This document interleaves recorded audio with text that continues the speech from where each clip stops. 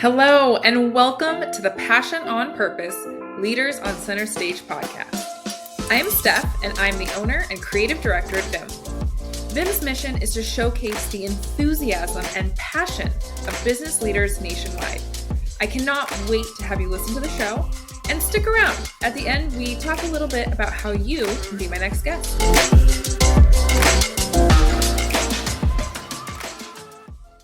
Hi guys, we are back with another episode of the Passion on Purpose Leaders on Center Stage podcast. Off air, I just started geeking out with my guest. I'm so excited for what we have to talk about today. I'm so excited to introduce you to Richard Blank. He is the owner of Costa Rica's call center. And we had a little fun with geography before we started the call. The fun thing when I have guests that are around the world, I'm very used to them being not on the same time zone as I. And Costa Rica is in mountain time. And so we are just a couple hours apart.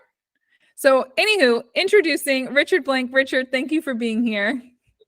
Steph, so happy to be with you today and your audience on Passion on Purpose. I look forward to sharing a lot of ideas and really just adding wind into your sails. You have a great show.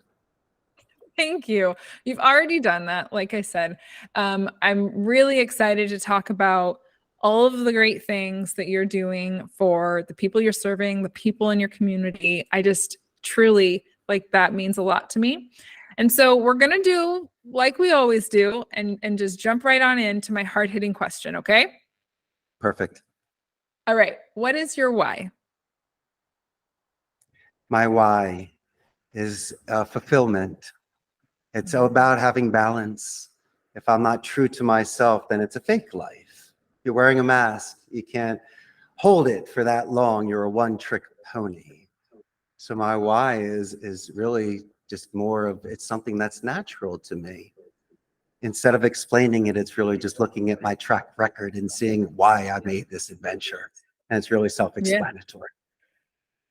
I think fulfillment is such a great word too, knowing where we're going to be going in this call and knowing what you do. I think it's such a beautiful, all-encompassing word. So take me back to some of the earlier times in your life where you started recognizing this why. Was it a personal fulfillment thing? Was it in a work moment? Tell me more about how that came to be.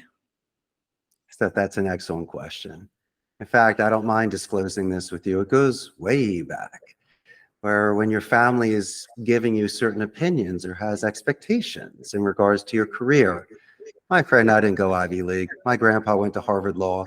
My pops went to Columbia Business School. My brother went to Washington Lee. I didn't have the structured discipline or maturity to handle those sort of studies. So I decided to follow through on my passion. I loved Spanish. And I know that if I were the only one out of my friends that could speak Spanish, I might be marketable. I was encouraged by my Spanish teacher and my high school initially that wrote me a college recommendation letter, because they believed in me and they knew that this was my sort of passion. And so it's very difficult to compare notes with people because I was a linguist and I know that was going to open doors and make me versatile. Who knows where it's going to take me? And so I interned for Telemundo in college just to work on those skills. And I worked for Corona Beer postgrad. But at 27 years old, Steph, I was given a 1 in a million opportunity to move to Costa Rica. And if you can get past your parents' guilt, if that barn door stays open, you take it. And so I've been here for 23 years. Celebrate my 15th year in business, owning a call center. And as I mentioned before, it's really just about having a true life, leaving that castle, slaying the dragon, saving a princess and becoming a prince. That's what life's all about. Yes. Oh my gosh. I love that. Okay. What a crazy whirlwind of a life you've had. The pressure, the guilt, the expectations, Sure. To have that upbringing, I'm sure there's so many pros and cons, right? And so not trying to say it was all horrible or anything, but to have some of that upbringing early on, those pressures, and how did you come to find this passion of Spanish? Where was that, right? To just say, I always was interested and passionate about Spanish. Was it the culture? Did you see a show? Did you have friends? Well, you said no, you were the only person who spoke Spanish. So I'm curious, how did that little bug get in you?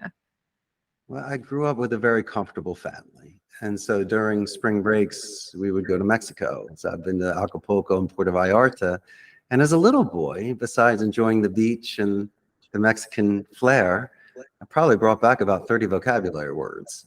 And it was either food or the stores that I saw or just anything. And so there was a positive reinforcement stuff. It just wasn't passe. It wasn't a pastime. It was something that I knew that I could build upon, and all the world's a stage. And so anytime I found a person that was bilingual, I would speak Spanish, and it was cute. I could do it for 5 minutes, maybe 10. I wanted more. And the only way to do it was to dive into that deep end and live it. And so my junior year, I spent the entire year, 10 months in Europe, 2 months traveling over Christmas break. I didn't come home. And that was the best time of my life, Steph. You want to talk about shedding skin? You're 21 years old. You're in Europe in the winter of 93 and 94 with a 2-month Eurail and some cash to stay in youth hostels. And I traveled as far east as Prague, as far south as Corfu, the Pink Palace in Greece. Went to Amsterdam, of course, and I went to Tangier. And imagine going to all those museums, seeing the ruins, reading those books, and 105-minute conversations a day with people from all over the world. And so where I grew up in Philadelphia and then going to Europe and becoming something new, I was born again. The essence of where I grew up really didn't matter. It was really about the pure Richard Blank. And that's what I was trying to develop at that stage. And that's when my Spanish really went through the roof. Holy smokes. I just, the worldliness of what you've experienced and that you have cultivated for yourself, created, protected for yourself. There's just so much, wherewithal that you just had very early on. It's very impressive and exciting, and I'm envious of that. Steph, we spoke about Spokane, Washington, and one of my favorite movies of all time, which was Vision Quest. And the purpose of Vision Quest with Loudon Swain was to have a spiritual life journey. And sometimes we have cosquillas, we have butterflies, we have these sixth sense and tingles. And as long as I had honorable intentions and I was doing the things with good faith, by all means, I was really going to go for it. And you might need to be selfish sometimes to make certain decisions for yourself so you can live your life. So you can live a fulfilled life. Yes, ma'am. Going right back to that fulfillment. Yes, we talked about that movie. Yes, I pulled it up on my tab, my hundreds of tabs. All of my listeners who know me personally know that I've got way too many tabs up. Fun fact, it was filmed in Spokane, Washington, just a few hours from me. So yes, I'm definitely going to be checking that out. Okay, so back to fulfillment. All of this worldly travel, you land in Costa Rica and you put roots there. You've been there now 15 years? Or did you say 23? No, 15 years in business, 23 years living there. Yes, let's jump to this 15-year moment. Maybe let's go to 15 years ago and 6 months. Where are you in these moments? This right before the precipice of Costa Rica Call Center coming to be. Tell me, where were you at in your life and your thoughts and your world and career?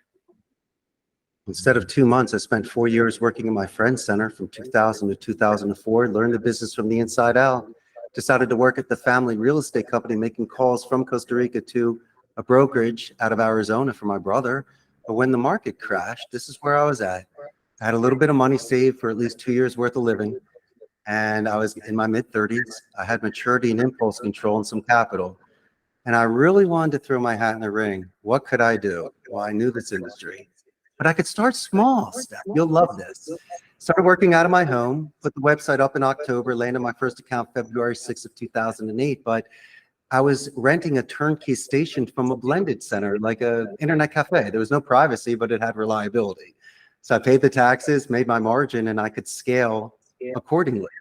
And I was there for a couple of years. It wasn't glamorous, but I learned really what to do and had stable clients. From there, I rented space and bought secondhand equipment and furniture. So I was able to scale for a fraction of the cost and was there for about 6 years until I had enough money to build out this 300-seat center where I'm at right now. And it's been a blessing. I mean, I was building on momentum. stars being aligned, the wind on your back. And why would you Mhm. when you keep betting on yourself? And as long as I Yeah. was willing to go 15 rounds and be accountable and feed families in this country, knowing that I'm a guest here, then by all means, the odds were in my favor. Mm. Okay, so you have in addition to this fulfillment, this life fulfillment, we've got to touch on this deeper, even more depth than this personal fulfillment. You said it just a moment ago, is I'm feeding and giving life to people here. I'm supporting the community here. I'm fulfilling other lives. So this isn't just an internal one-way street with your why. It is truly a giving why as well. So like you said, it kind of just fell in your lap. Like you already had the experience, you had the language, like everything just aligned so beautifully.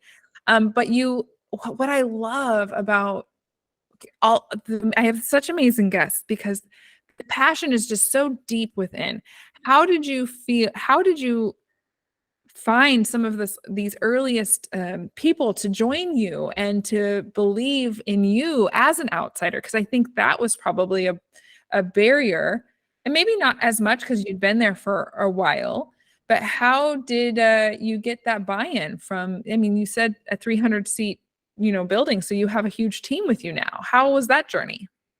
Well, I put fear into perspective. If my great-grandfather did it at the turn of the 20th century, coming from Romania and Russia, going to New York in the garment industry, learning English and making their money, I can do the same thing. That's how I convinced my parents to let me live south. But I guess a lot of it is good faith in the beginning. Once again, I'm a guest here. I learned your culture. I learned the language. Right off the bat, I'm speaking your language. I know the subjunctive tense. My grammar is great. My vocabulary is expansive. So if anything and nothing, you might give me 5 minutes to know me. And when you hear me and realize I don't compromise ethics, values, and morals by doing certain campaigns that are gray area or something you wouldn't do, maybe you might like me a little more. In fact, I don't use an alias. My name is out there. I contribute. I put things out there. People want to work at a smaller center. They don't want to get lost amongst thousands at Amazon. They want me to delegate. They want to grow from a squire to an onion. And I don't need to hire thousands. I have 150. I bring in some people, and I can be exceptionally selective. I'd rather bring in somebody that has the skill set and really has the desire compared to a 10-year veteran that could be a cancer or a jumper or just a mercenary and really doesn't care. And so synergy is essential. These relationships we're in the pinball game room, playing games, breaking bread together, walking the roads, making suggestions in coaching, taking their English, which is so delicate, and expanding upon it with certain vocabulary and genre, and just giving them such a wonderful delivery so they're more self-confident and self-reliant. Steph, golden jewels, they lose their luster. I got enough money to pay for enough dinners the rest of my life. What am I doing now? I'm paying it forward. I remember when I had my coaches and my mentors that said, go Richie, go. Well, I'm from Philly and I'm here and I'm going to let them go 15-round Rocky with me. I'll call the balls and the strikes and I'll give you some guilt. I'll bend you. I'm just not going to break you. But I want to see the best out of you, man. I want to see where you can go with this. And I've seen some people really crack codes and get to different levels. And then when I go downstairs and tell their mother how great they are, that's a gift that keeps on giving. Well, I mean, how much more fulfilling is that to have a mentor, to have somebody in your life who isn't just going to throw an award at you because you did your job, is going to truly want to help you. I know I'm saying it over and over again, but it's such a deep why and it's so all encompassing. It's how much more fulfilling is that? That is what we as humans are innately, whether we've ever consciously thought about it, we are all innately bred and born to grow, to evolve, to be fulfilled. And so the fact that you have wrapped so much of that into what you do for your team and also for your clients, that's huge. So I want to dive into something because I'm just like snowballing into it, but it's on my head and I want to make sure we touch on it. Language is such Like, the term language barrier is such a common term that we hear a lot when people are considering working with offshore, nearshore, out of the country entities. Now with AI and technology, and after dare we say the words pandemic or COVID, right? Everyone is getting more accustomed and more open to, and I wish we had more time because I'd love to like tap into some of that with you. But people are getting more accustomed to understanding that the rest of the world can be supportive to us. Whether or not language or barriers are there are ways to overcome that. And so I want to know about your team and you touched on a little bit with your coaching about confidence building and some of the cultural and the nuances of English, but also with your clients. How do you get over that barrier, over those hurdles for your clients to understand, listen, we have a phenomenal team here who can help you, and it's not going to feel out of this world. It's going to feel very authentic to who you are as a business. That's what I want to hear. I want to hear all of that goodness. Oh, I got good news for you. First and foremost, anybody that's bilingual bears the mark of higher education. And if somebody has a slight accent, then that's a beauty mark. That's pretty cool, like Zsa Zsa Gabor. You gotta have that gave me goosebumps. Oh my gosh, I'm sorry to cut you off. That gave me goosebumps. It's a beauty mark. I love that. Of course it's a beauty mark, but it really shows cognitive skills, structure, and discipline, like a violinist, someone that hits the gym or can paint. A linguist, that's dedicated practice. That's not 5 hours in class and an hour of homework. It's reading books, watching movies, speaking with people, living it. It's almost a poet's life. And it opens so many doors. And so a client has to understand that Spanish also will be the most spoken language in the United States in 2030. So let's all calm down.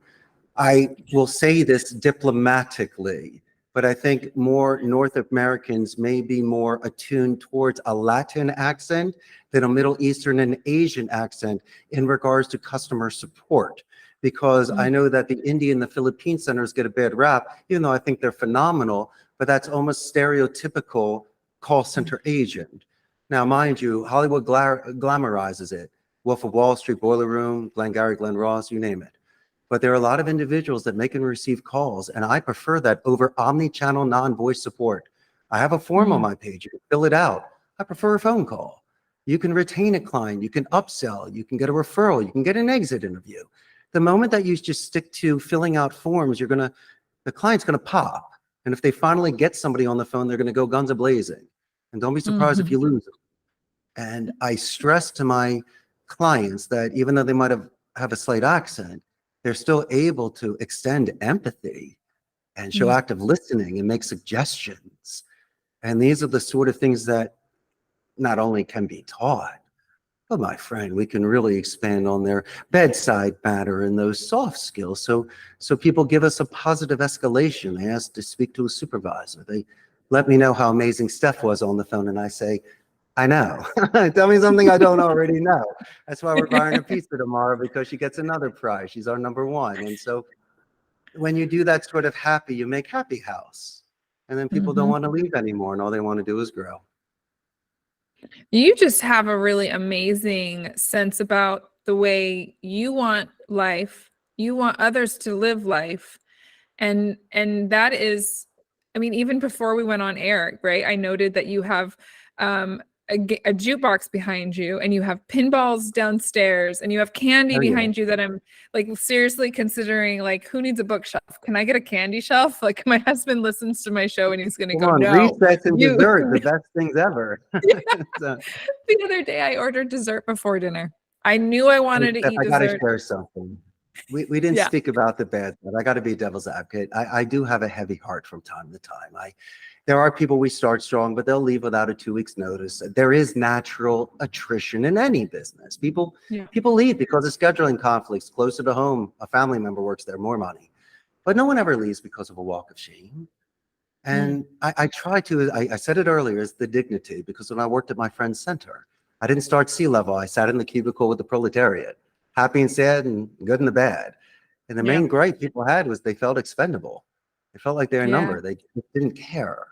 And if that's just the cracked code, if that's the trick, just to make sure everyone feels inclusive. And you just don't call you champ, but I tell Steph exactly why she was amazing yesterday, because she got 44 leads.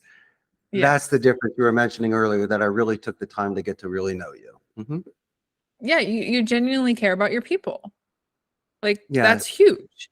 It shouldn't be that huge, though. That's what boggles my mind. I want to compliment you on how huge and massive that is. But I also, especially in like your line of work, when we're talking about human beings who are doing a job, who are on the line, who get the wrath of another human being who just doesn't have that moment. And trust me, I am guilty to have been in a heated, frustrated, impatient moment in my life. And I know hopefully people don't think that that's possible with me, but it is. I'm human. But the fact that it's the common thing to assume when you get someone on the other line who has maybe an accent or a beauty mark, that almost puts, and I don't want to assume, but I think it puts a lot of Americans into this like, oh boy, okay, I got to put my armor on, because are they going to understand me? Am I going to get my point across? It all goes into this very like self-centered I, instead of considering I just care for this other human on the other line. Oh, you're like, so smart. That's why we ask clarification questions. I'll say, for my edification, was it ABC or 1, 2, 3? Steph, of course I'm going to use military alphabet to ensure emails don't bounce back. We show active listening. We have checkpoints. There's ways to readjust tones, where I can say, Steph, that's an excellent question. These are the 3 things that we do. And then you mention it back. And so we have certain techniques to readjust, to show active listening, to repeat, to calm everybody down. Yeah. So you just take it upon yourself to say, I know that this happens. I know that people get up in arms when they hear this beauty mark on the other side. But let's I do too. I seriously do. Let's just get ahead of it. Let's not wait for that moment for them to get impatient, for them to get frustrated. Let's get ahead of it on every call, and let's just make that the norm. That is so, like, there's so much foresight in that. That is beautiful. Oh, definitely. And definitely just don't call you sir or ma'am. Say Steph. Right. And the cousin of the name drop, which I think should be done on transitional sentences and confirmation questions. It's the personal pronoun, the your and the are. My advice is to give that a 1/4 second slide and pause before it. So you can reset tones, reset sentences. You can gauge reactions from people, because, my friend, besides this Zoom that we're doing, most of these phone calls are sight unseen. You're losing 3 of your senses, your taste, touch, and smell. Hearing should be expanded, but I believe in image streaming and metaphysics. You should expand on imagination and descriptions. By doing so, you'll capture their attention for 30-second intervals. And that's how you buy time and prolong conversations. Okay, well, I love everything we've talked about. I feel so inspired, and there's so much insight that you have that I know we didn't even get to touch on, but I want to make sure my listeners have a really good sense of, I know we've dropped it. It's clear, that we've got Costa Rica's call center on the line. We've got Richard Blank, who is founded, owned this for 15 years. Is doing amazing things. But I want to make sure that the listeners have a good sense of what it is that you do. Who is it for? Tap into some of the things that make the listeners realize, oh, I should probably have a call with Richard. And then what is the easiest way to kind of talk to you about getting started? Of course. And thank you so much, Steph. We do outbound sales, appointment setting, lead generation, inbound customer support, back office support, non-voice support, and companies that are looking to scale, one-seaters that are working out of their home that want to grow, or a very large company that want to offset some of their work and maybe compare apples. And a lot of the times they have a plug-and-play operation. They got the script, they got the list in the CRM. What's the difference? Well, it could be me and you, Steph. It could be the coach. It could be the person that does make that difference, the teacher to inspire me to study, or the coach that inspires you to hit the gym. Dedicated practice is key, because in this industry, you can't really turn off. My suggestion for people is to watch things in English with English subtitles. Why? To master the phonetics. There might be some noise in the background. That's the way I learned Spanish. And then if you can record yourself, just practice your congruence, where your audio matches the visual. I know it might look funny, but you were mentioning earlier prior to the podcast, which is hedging. When people do ums, ahs, and okays, that's filler space. It could be done by either a silence for, as I say, a reinforcement, or there's certain ways to expand upon that. And so really what we're doing is just breaking apart speech. And I think rhetoric is one of the greatest arts ever. And since English is their second language, they're stimulated. They're concentrating. They're focused in such short periods of time where they're not going to burn out. It's not a transitional type of job. And so the agents that you will get here will be dedicated. So send me your script. Let me take a look at it. Ethically, I'll let you know if it's something I can do. B, it's a seller's market. Will the agents want to take it? Are your expectations realistic? If you have a 5-minute talk time, it's only 12 calls an hour. But if you have wrap-up time, CRM, and maybe note-taking, you're only making about 8 calls. Don't tell me Jasmine's doing 15. The numbers don't work. You might want to try to encourage me, but don't give me some unrealistic stuff. And we need to readjust the tones with the people in the States because it's a different culture. You might not want to use profanity. Some of the things you say on the floor and how you type might not work here. And so we have to mesh. We've got to make sure it's a perfect fit. And so when people call me, all I do is just answer questions. I don't force a hand or ask for a credit card. And I'll see if I can go 15 rounds. And from an educated point of view, Steph, then you make a decision and you move forward with me. That's usually how we get our business. I love it. Well, I think you're doing amazing things for businesses around the world. I want to clarify, you support businesses in America through Costa Rica's call center. Yes, ma'am. Canada, US, Central America, and a little bit of Europe. Okay. So if listeners, if you own a business and you have a need for some extra support to get, by the way, I have to take the extra minute here and just say, we are, as of recording today, we're in 2023. And the world has gone incredibly digital. The world has gone very automation. The world is diving deeper than ever into AI. And never before does the human touch element of a phone call make more of a difference than it does today.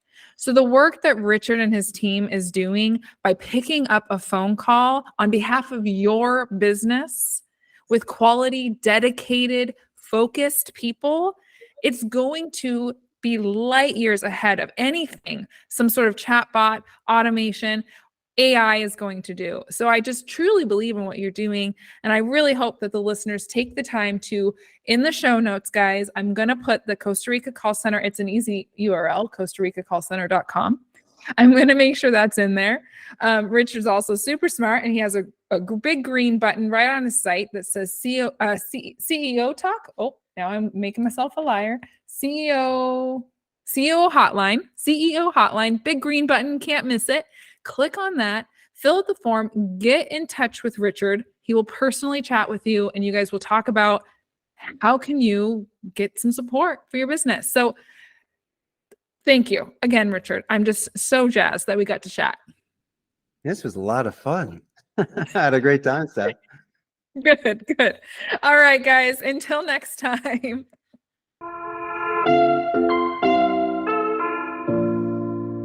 Steph here. Thank you so much for listening to the Passion on Purpose Leaders on Center Stage podcast. If you are a successful business owner and you lead your business with passion, we'd love to feature you on our show.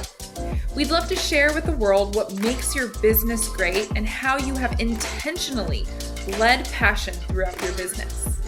Also, if you got any value or little tidbits from this episode, please take a minute to screenshot the episode and share it on your favorite social media platform. Be sure to tag us so we can properly thank you, and we love deepening our connection with our listeners. We are regularly putting out new episodes to feature leaders such as yourself who lead with passion on purpose.